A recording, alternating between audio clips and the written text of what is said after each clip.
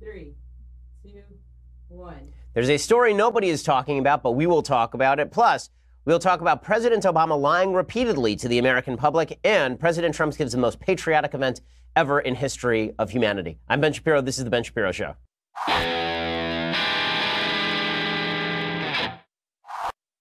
Many exciting things happening in the world, and we'll get to all of those things. But first, I want to make an announcement. This Father's Day, we are having a special live stream this Tuesday, June 12th, 7 p.m. Eastern. God King Jeremy Boring of the Daily Wire will host a roundtable discussion with me, Andrew Klavan, and Michael Knowles, and we will discuss all of the elements of fatherhood, because all of us are fathers except for Knowles, and we can hope that never happens because, my God, think of his children. But again, that's this Tuesday. Subscribers will be able to ask us questions live. If you subscribe, that means you can ask us a question at dailywire.com. And if you're not a subscriber, then you can just tune in at Facebook or YouTube and watch us all hang out, and everyone else will smoke cigars, and I will laugh at them as they die of lung cancer. So check that out. Tuesday, June 12th, 7 p.m. Eastern, 4 p.m. Pacific at dailywire.com. Also, I want to say thanks to our sponsors over at Boll & Branch. So, as I have mentioned 1,000 times on the show, I suck at sleeping. I'm great at a lot of things. I mean, I'm just amazing. But sleeping, not one of those things. Terrible at sleeping. And that's why I really appreciate a good set of sheets. I didn't even know I appreciated a good set of sheets until I tried a really good set of sheets over from Boll & Branch. Boll & Branch sheets are made from organic cotton, which means they get softer every time they get washed. And you buy directly from Boll & Branch, so you're essentially paying wholesale prices. Luxury sheets can cost up to $1,000 in the store. Boll & Branch sheets are only a couple of $100. Everybody loves Boll & Branch sheets. 3 U.S. presidents plus the latest person Bill Clinton is sexually harassing probably sleep on Boll & Branch sheets. So you can check out Boll & Branch sheets right now and get a special deal, $50 off your first set of sheets at bullandbranch.com, promo code Ben. That's bullandbranch.com, promo code Ben. Again, these sheets are so good that we actually threw out the rest of our sheets at our house and bought a bunch of other pairs of sheets because they are just that good. Bullandbranchsheets.com, promo code Ben, and you get $50 off your first set of sheets. It's BOLL and branch.com, promo code Ben. Go over there and check it out for the special deal, $50 off, bullandbranch.com, promo code Ben, to let them know that we sent you. Okay, so the big story of the day is actually courtesy of the Obama administration. So we've been hearing nonstop from the media that President Trump is the worst liar in history. His administration just lies and lies and lies and lies. And we here on the Ben Shapiro Show have called balls and strikes. When President Trump says something that I don't think is true, I will tell you that I think that he said something that is not true, and I will hammer him if I think that he did something wrong. I'm happy to do that because he's the president of the United States, and it is our job to call the president of the United States when he does something wrong. But one of the things that conservatives find so incredibly galling about the media coverage of President Trump is that the media are so eager to use the word lie about President Trump in every possible context, but they will refrain in every possible context from using the word lie about President Obama, and they did for years. Well, it turns out today, a stunning report from the Associated Press, the Obama administration, shock of shocks, was lying to the American people for years on end about helping out the Iranian mullahs. So when we talk about President Trump lying, when the media talk about it, usually what they are talking about is President Trump is fibbing about his inauguration crowd, or President Trump is fibbing about a note that he wrote about Donald Trump Jr. in a Trump Tower meeting, something like that, something that really has very little to do with governance per se. President Obama lied about key areas of American governance in a way that President Trump never has. President Obama lied repeatedly about Obamacare. He said, if you liked your doctor, you could keep your doctor. That was a complete lie, and he kept lying about it over and over and over. And what's hilarious is that the media covered for him at the time. I believe it was PolitiFact that originally said that that statement was half true. And then 3 years later, when it turns out that it was a lie all along, they called it their lie of the year, which is just incredible and demonstrates how biased all of these sources are. President Obama lied repeatedly about his treatment of illegal immigration. He said 22 times he did not have the executive authority to unilaterally suspend enforcement of immigration law. And then what did he do? He unilaterally suspended enforcement of immigration law. So he lied 24 times about that issue, and the media basically let him get away with it. The Obama administration lied repeatedly about Benghazi in the aftermath of the murder of 4 Americans in Benghazi in a terrorist attack, a pre-planned terrorist attack. The Obama administration lied and lied and lied. First, they lied that they had not denied security. Then they lied and said that the whole thing had been caused by a YouTube video when it clearly had not been caused by a YouTube video. They lied repeatedly. They lied when it came to the IRS. The Obama administration lied on issues of serious national policy. Okay, Trump lies because that's what Trump does about silly things on a lot of issues, right? Trump will fib, for example, about the Philadelphia Eagles kneeling for the national anthem, and I'll smack him on it, as I did on yesterday's show. But typically the stuff that Trump lies about tends to be rather small potatoes when you compare it to the actual central policy ramifications of the stuff that President Obama lied about. Today's story from the Associated Press is the most obvious example. So, according to the Associated Press, the Obama administration attempted to end around its own sanctions in order to give cash to the worst terror sponsor on the planet. So while the Obama administration was pitching the Iran deal, while they were suggesting the Iran deal was going to be some sort of great savior of the moderates inside Iran, and at the same time saying that Iran was not pursuing terrorism, they had sanctions in place. But the Obama administration was attempting to end around those sanctions, and they were lying to the American people about it at the time. According to the AP, quote, the report by the Senate Permanent Subcommittee on Investigations revealed that under President Barack Obama, the Treasury Department issued a license in February 2016, never previously disclosed, that would have allowed Iran to convert $5.7 billion it held at a bank in Oman from Omani rials into euros by exchanging them first into U.S. dollars. If the Omani bank had allowed the exchange without such a license, it would have violated sanctions that bar Iran from transactions that touch the U.S. financial system. So in other words, Iran, in order to use its capital, has to transform it into Omani rials. These are very difficult to then transfer into American dollars unless there's a waiver. And President Obama was secretly pursuing just that sort of waiver. So basically what happened is that the Obama administration went to a bunch of American banks and tried to get American banks to go along with violations of American sanctions. They were to issue them a waiver. And these banks said no. The bank said, listen, we don't want to be caught up in the middle of this. We're not going to run money for Iran on your behalf. Only the fact that U.S. banks did not want to violate American law prevented Iran from getting its hands on $5.7 billion more in American dollars.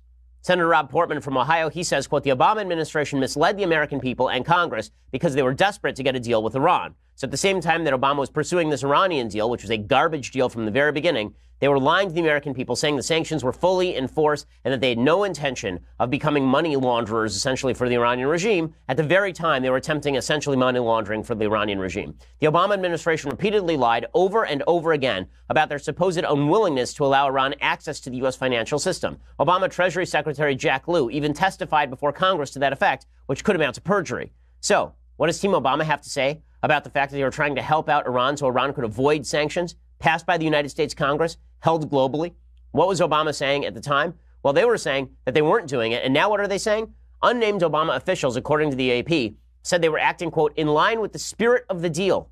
So they weren't acting in line with the letter of the law. They were acting in line with the spirit of the deal, which is apparently to give away the store and bend over backwards for the worst terror regime on the planet. They said the lies were justified because they were attempting to debunk arguments that Team Obama wanted to give even more concessions to the Iranians. So in other words, people were saying, you're bending over backward for Iran. And so Team Obama lied about bending over backward for Iran to prove that they weren't bending over backward for Iran. Yeah, well done, guys. It's somewhat like arguing that Bill Clinton didn't lie about sex with Monica Lewinsky. He just wanted to debunk rumors that he had sex with an intern. And it turns out the Obama administration activity on behalf of Iran went even further. In March 2016, this is according to the AP. Okay, it's not a right-wing news source. According to the Associated Press, in March 2016, Obama officials, including the execrable Secretary of State John Kerry, quote, fanned out across Europe, Asia, and the Middle East, trying to convince banks and businesses they could do business with Iran without violating sanctions and facing steep fines. So the Iranians were complaining, listen, you guys want us to sign a deal with you, and we have signed a deal with you, but we're not seeing the benefits of this deal, so why don't you go out there and act as our PR agents? And Team Obama said, sure, let's do it. Let's go out there. Let's be Iran's friends. We'll go out there. We will be their foreign ministry. And so the Obama administration was the foreign ministry for the Iranian government. They talk about collusion with Russia by the Trump administration, the same Trump administration that has killed some hundreds of Russians in Syria, the same Trump administration that has armed Ukrainian resistance with lethal weaponry. They talk about Trump collusion with Russia. You don't talk about collusion. The Obama administration was covertly playing foreign ministry for the worst terror regime on planet Earth that was covertly pursuing nuclear weapons, as it turns out. There's another story in a second that I'm going to tell you. The AP continues.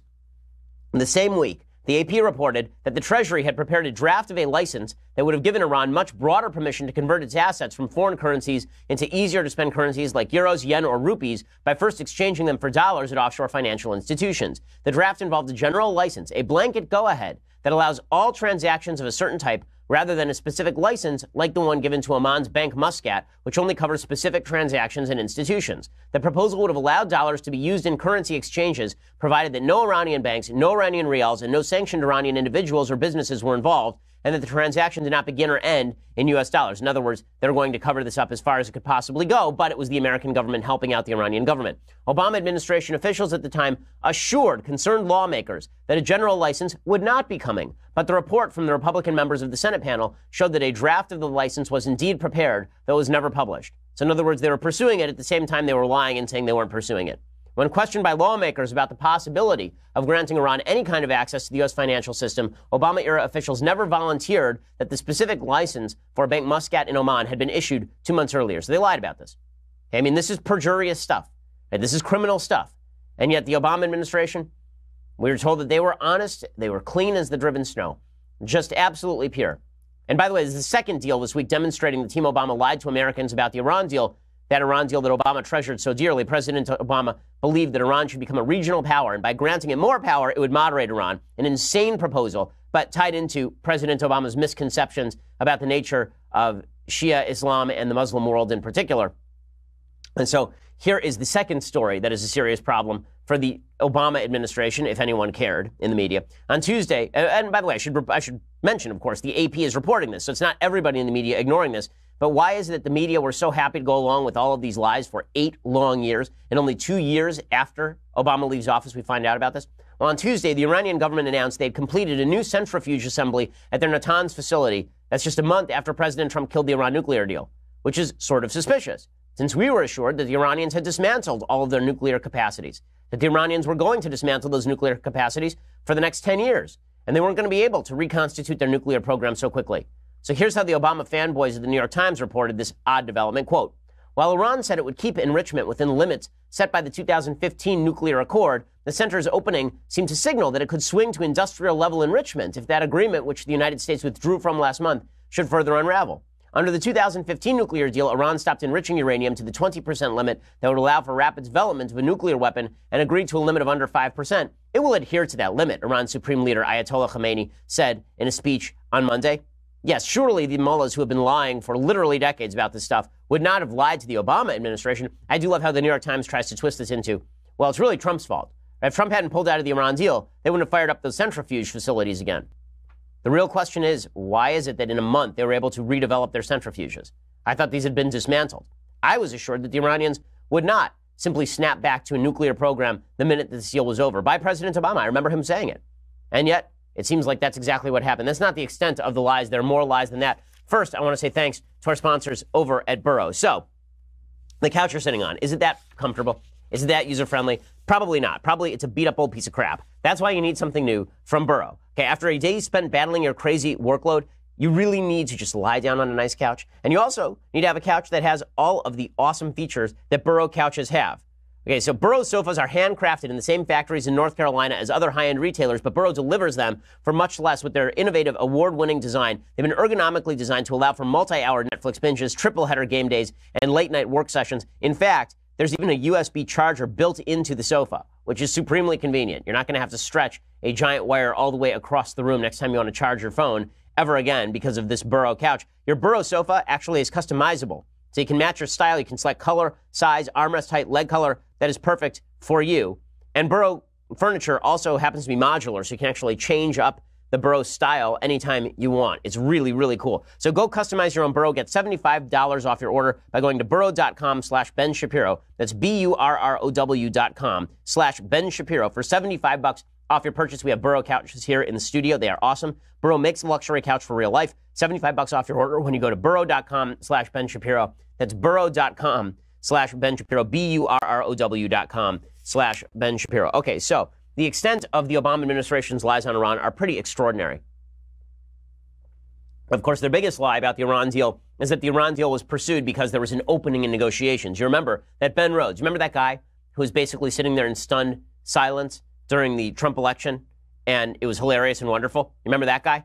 Well, that guy spent most of the Obama administration publicly lying about Iran, saying that Iran had now moderated, there was a new Iranian regime in place that was eager to reach out to the American people and make a deal with the world. That was all a lie. He went around bragging to the New Yorker magazine that he had created an echo chamber strategy to anybody who would listen, right? That he had used people like Jeffrey Goldberg, the new editor over at The Atlantic, who I believe was a pawn and a lackey for the Obama administration. Rhodes basically suggested the same thing.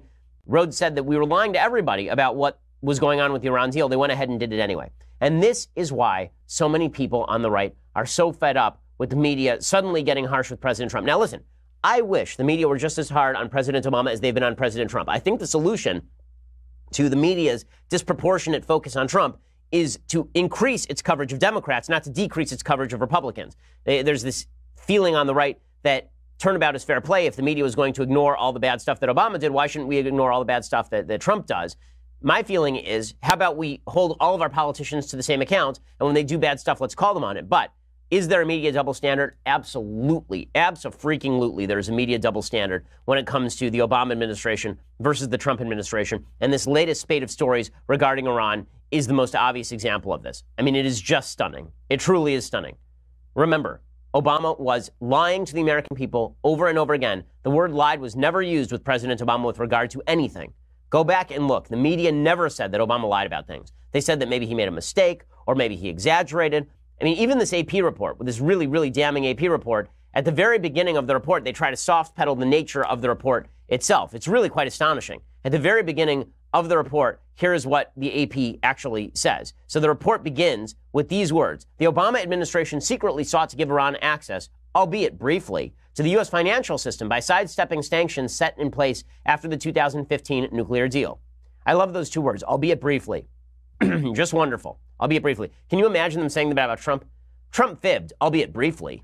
They would never use that kind of language with regard to President Trump because this is how the media treat Democrats versus how they treat Republicans. Obama gets to run around saying he had a clean administration when he absolutely did not. Now, speaking of this sort of stupidity, last night Stephen Colbert had on Bill Clinton. Now, as you'll recall, Bill Clinton is the worst. So Bill Clinton is not only a human being who has sexually harassed half of the women in the United States, he's just as bad about women as any allegations about Trump ever have been. Bill Clinton, some of the allegations are worse. I mean, there are allegations of rape, a credible allegation of rape against him by Juanita Broderick.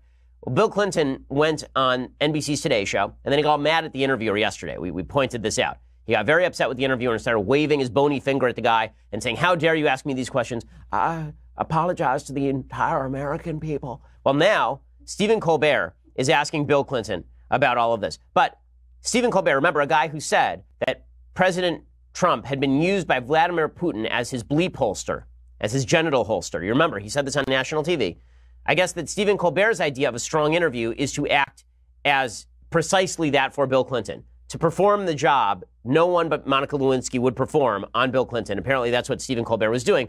Look how he opens this interview. Now, later in the interview, Colbert says, you know, you're the most prominent man in my lifetime to sexually harass the help. But listen to how he opens this interview with Bill Clinton. So, I wish that we had the actual question from Stephen Colbert, because it's astonishing. Apparently, we only have Bill Clinton's actual response. But let me get you the transcript of what Stephen Colbert actually said. So here's what Colbert actually said. And he said it in the most sycophantic possible way. Quote, "I noticed you did not enjoy that entire interview. I want you to enjoy this one. But I do want to ask you something, which is, when I got home last night on the CNN, they had a lower third banner that said something about William Clinton's tone-deaf response to the question on the Today Show. My question is, would you like a do-over on that answer? Do you understand why some people thought that was a tone-deaf response to his question on the Me Too movement, and how you might reflect on your behavior 20 years ago, and how that reflection may change based on what you've learned from the Me Too movement? Okay, why don't you just stick your hand up his ass and use his face as a meat puppet? I mean, as long as you're going to just feed him the answer, you may as well just be a full ventriloquist. Like, Stephen Colbert could have done an interview with Stephen Colbert dressed as Bill Clinton with that question. I mean, that's as bad as any leading question that was asked by anybody during the election cycle on Fox News to Donald Trump. Okay, that leading question is astonishing. The last part of that question, do you understand why some people thought that was a tone-deaf response to his question on the Me Too movement? Here's the part where he feeds him the answer. I love it. And how might you reflect on your behavior 20 years ago, and how that reflection may change based on what you've learned from the Me Too movement? Well, why don't you just give him the answer? Why bother asking the question? Would you like a do-over? Imagine that Donald Trump would come on the show right now, and Stephen Colbert, and Donald Trump just did an interview about the sexual harassment allegations, and he gotten really grumpy about it. And Stephen Colbert, you think Colbert would lead off with, you know, Mr. President, would you like a do-over? Would you like to reflect on how the Me Too movement has changed your perspective on these things over the years? Or do you think that Colbert would have said, yeah, Mr. President, looks like you weren't too happy with that sexual harassment question. Maybe because you sexually harassed people. Don't you think that's what Colbert probably would have said to lead off that interview? And then, of course, here's Bill Clinton's answer, because he gets thrown a softball right over the middle of the plate, and he hits about a single. I mean, he barely clears the second baseman's head. It wasn't my finest hour, but the important thing is that was a very painful thing that happened 20 years ago. And I apologize to my family, to Monica once again, her family, to the American people. I meant it then, I meant it now. I've had to live with the consequences every day since. And I still believe this Me Too movement is long overdue, necessary, and should be supported.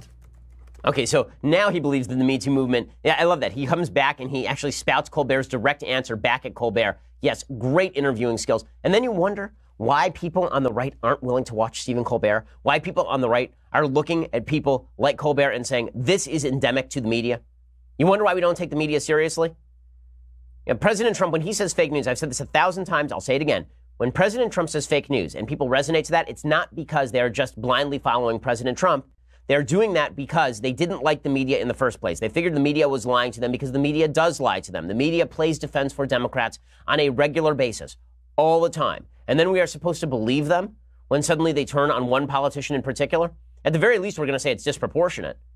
As I said yesterday, the same media who are complaining about coverage of Hillary Clinton's health issues was spending the last week suggesting that maybe Melania Trump had been abducted and anally probed by aliens or something. These are the same people.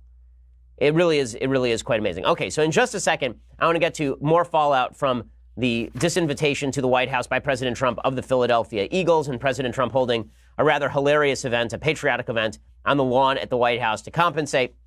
We'll get into all of it. First, I want to say thanks to our sponsors over at Filter Buy. So I don't want to assume too much, but I suspect that you have a lot of bills to pay already, and that is why you need to be spending, the appropriate amount of money on your air filters. Not too much, not too little, the appropriate amount. And listen, I know you don't want to hear about air filters right now. I know it's not the sexiest topic, but let's be real about this. The reason that you're hacking up a lung at night could be your air filters. The reason that you're going home, you don't feel so good, you feel like you've got phlegm in your throat and all this, it could be because you haven't bothered to clean your air filters in the last 37 years, and there's basically the equivalent of a human body's worth of ash in your air filter. So maybe you might want to check that out. And then head over to my friends over at Filter Buy. According to the Department of Energy, the most expensive utility for most Americans is their electricity bill, and you can drop that electricity bill by getting air filters that actually work. America's leading provider of HVAC filters for homes and small businesses, available over at Filter Buy. They carry over 600 sizes. If you are one of those difficult people who have to deal with this stuff, they can make custom filters just for you. Plus, they ship free within 24 hours. And if that isn't enough, they are manufactured here in the United States. There is no excuse not to do it. Set up auto delivery. You never have to think about it again. And you save 5%. Additionally, you extend the life of your system. You don't want to bust your HVAC because then you're really screwed. So go check it out. Set up auto delivery. It makes life easier. You save 5% as well. Save time, save money, and breathe better with filterbuy.com. Filterbuy.com. Filterbuy.com. And let them know that I sent you. Filterbuy.com. Get 5% off of your auto delivery when you set that up as well. Filterbuy.com. Check it out. Alrighty. So President Trump, in the most bizarre and strangely hilarious and yet dispiriting controversy of the week, this would be President Trump's decision to disinvite the Philadelphia Eagles. So the White House has an alternative story as to why President Trump disinvited the Philadelphia Eagles. So the going story is that the Eagles weren't going to show up with enough players. Trump got mad and he canceled it. The White House story is that the Eagles were basically jacking them around, that it was a setup. Okay, I've been hearing this from a lot of conservatives. I just want to say this. Okay, if you think that President Trump is constantly being set up by people, there's a way for him to avoid the setup, and that is to just not fall for it. Yeah, I'm getting kind of tired of the constant excuse making. Trump makes a mistake and then it's, well, he was set up to make that mistake. Okay, guess what every test you ever had in school was set up to do? It was set up to test you. Yes, it's true. President Trump's political opponents, test him on a regular basis. The question is how well you handle those tests. So I'm not saying the Philadelphia Eagles are pro-Trump. They're not. The owner, Jeffrey Luria, is a wildly left guy. But President Trump could have handled this better, no question. But here is Sarah Huckabee Sanders suggesting that the Eagles were planning a political stunt. Now, I will explain in a second what exactly the White House should have done about it. Look, if this wasn't a political stunt by the Eagles franchise, then they wouldn't have planned to attend the event and then backed out at the last minute. And if it wasn't a political stunt, then they wouldn't have attempted to reschedule the visit when they knew that the president was going to be overseas. And if this wasn't a political stunt, they wouldn't have waited until Monday, well after 1,000 of their fans had traveled and taken time out of their schedules to offer only a tiny handful of representatives to attend the event. Okay, so apparently, so the idea here is that they had originally said they were going to bring 100 people, and then they said they were only going to bring like 10 people, and then at the very end it was only like Nick Folk, who is the quarterback for the team. Fine. Fine. So Trump should have hosted Nick Folk. He should, on behalf of your team, and the media would have made fun of it. And then he should have said, listen, I understand if people don't want to visit the White House, that's their prerogative. Again, there was a member of the Boston Bruins back in 2012 who didn't visit the White House. The media ripped him up and down. I mean, speaking of media bias, the media ripped that player up and down. Tim Thomas, who was the goalie for the Boston Bruins, they said, how dare he not visit the White House? It just demonstrates what a bad faith guy he is. Now the entire Eagles team doesn't really want to visit, and the media's like, fine. But how should the White House have handled it? What they should have done is they should have said, listen, the White House is always open to any of these players who want to visit. And if they don't want to visit, that's really them missing out, because the White House is an amazing place, and we would really love to see them here. But, we can have our political differences. I just wish they didn't extend to the sporting world. Right? Being gracious is not the end of the world. And listen, again, I understand President Trump is a hammer in search of a nail, and he's constantly hammering, and he's constantly kicking back. I get it. I get that's his tendency. I don't think he is well served in this particular case. So here is how Trump responded. So President Trump responded by saying, you know what? We won't have the Eagles. We'll cancel the Eagles, but we'll have a patriotic event, a deeply patriotic event, at which we'll get the Marine Corps band out here to play God Bless America. And I will talk about how much we respect our flag. The problem I have with this, of course, is that a lot of the Eagles aren't showing up because they don't like Trump personally and don't like his politics, not necessarily because of the kneeling for the national anthem controversy at all. Trump, as I said yesterday, lied when he said that Philadelphia Eagles members were kneeling for the anthem. Not one Philadelphia Eagles member kneeled the entire year for the national anthem. But here was President Trump yesterday doing his event, saying that he respects the flag. The suggestion, of course, being that his political opponents do not respect the flag. I don't like this. If you want to say Colin Kaepernick doesn't respect the flag, agree. If you want to say that every member of the Eagles who didn't show up doesn't respect the flag, I don't think President Trump is the flag. I don't think that this administration is the flag. I hated when President Obama did the same thing, that if you disagreed with him, you were disagreeing with America. I hate that crap. It's just nonsense. Here was President Trump doing it yesterday with respect to the flag. We love our country. We respect our flag.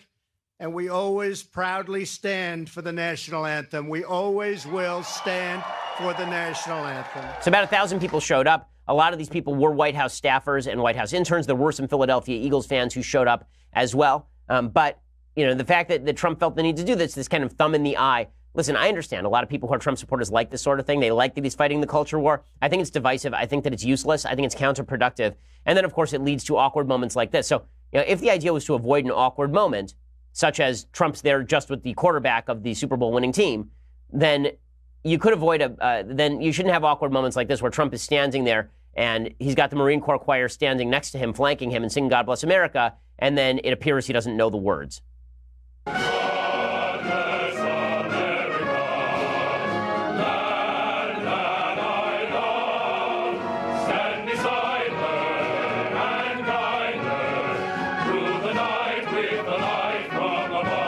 Big deal that he doesn't know the words? No. We had the same controversy when he visited a football game, it was college football national championship, and he supposedly didn't know the words to the Star Spangled Banner and all the rest of it. Is it a big deal? No, it's not a big deal. It's just, I don't like this kind of showmanship. This is not what the presidency is for. It is not an imperial office. It is not a place where you summon people to meet you and they are required to meet you. It is not a place where if you don't come to meet the president, then he gets to bring out the Marine Corps band and imply you're not a patriot. I find this sort of stuff distasteful, and you should put the shoe on the other foot if you disagree. If you think it would have been good if Hillary Clinton did you like it when President Obama shined the rainbow flag on the White House? I thought that was utterly obnoxious. I thought the idea that you're using the people's house to push your own personal politics, right? You're suggesting that all of America endorses your view of same-sex marriage. It was gross. It was counterproductive, and it increased the cultural divides. That's why President Trump was elected, because of those cultural divides. Well, by the same token, even if I agree with President Trump's message about patriotism, I don't like the use of patriotism as a club to wield against political enemies, particularly when I don't agree with the idea that everyone who refuses to visit the White House is unpatriotic. Maybe they just don't like President Trump. Just as Tim Thomas was a patriot, maybe he just didn't like President Obama. All of these things are quite possible. Now, with that said, do I think that it's foolish that all of these athletes keep saying they're not going to visit the White House? I do think it's foolish. I understand that, listen, they have their prerogative. That's fine. They don't have to. I would like to hear their specific beefs with President Trump as their excuse for doing this. But now President Trump has basically gotten into a culture war he thinks he can win. Both sides think they're winning this culture war. In the end, only the American people lose. So President Trump thinks that he's winning when he's fighting the NFL and the NBA, because in one sense he is. Most people agree with him about kneeling for the national anthem. Most people agree with him about patriotism being a part of our sporting heritage. Most people agree with all of that stuff. And so he thinks he's winning. On the other side, people on the left think they're winning because they think whenever they get in a culture war with President Trump, what they are doing is winning people over to their side because President Trump is personally unpopular. So in just a second, I'm going to show you how the NBA and the NFL, how all these people are responding to President Trump in an attempt to win more leftist fans.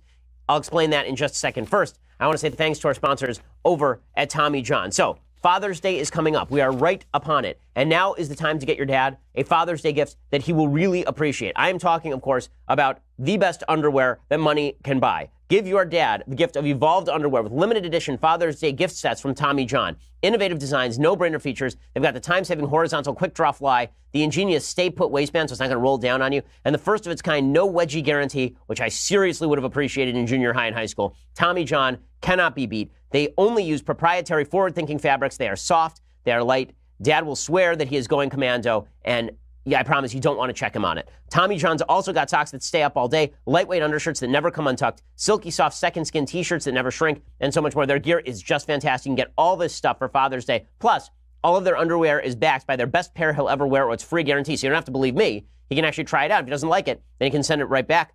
So check that out. As a Tommy John customer myself, I can tell you this stuff is really great. And as often as it goes through the wash, it comes out just as good.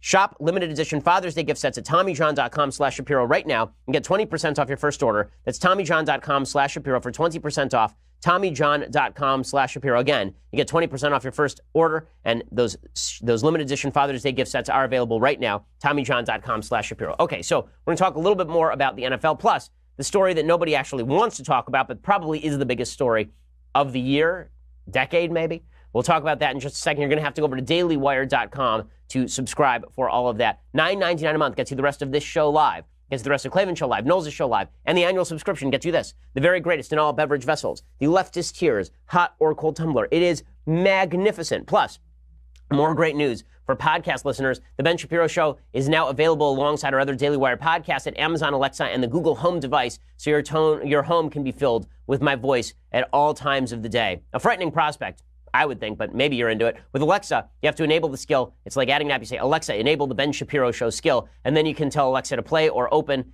You say, Alexa, play the Ben Shapiro Show. Google doesn't need to be added by a user, but you have to speak super clearly. Again, you have to be extraordinarily rude to Google in order to make this happen. You say, okay, Google, talk to the Ben Shapiro Show, or okay, Google, speak to the Ben Shapiro Show, and then you can actually hear the show. And now your device should be able to play the podcast. Check out the pinned post on Daily Wire Twitter, Daily Wire Facebook, if you don't understand how that works. Now, the reason that you should subscribe, the reason you should listen, is so we can also bring you awesome Sunday specials. So last Sunday we had Joe Rogan. This Sunday, coming up, we have Jonah Goldberg, who stopped by to talk about his new book. Jonah, of course, is the author of the best-selling book, The Suicide of the West, and we got into a lot of deep talk. So check it out. Here's what it's going to be. Hi, I'm Jonah Goldberg, and I'm here on the set with the Ben Shapiro Sunday special. And tune into this Sunday for a pretty interesting conversation where we talk about almost all of the important things in the universe. It was a lot of fun, and we kept the nudity tasteful and integral to the plot. So check it out. It is a great episode. You're going to want to check that out in the Sunday special. That's why you should subscribe over at YouTube, subscribe over at iTunes. That way it just automatically will download to your feed, and then you'll be able to watch it or listen to it however you choose to do so. Okay, you should, and obviously get the subscription. Okay, we are the largest, fastest growing conservative podcast in the nation.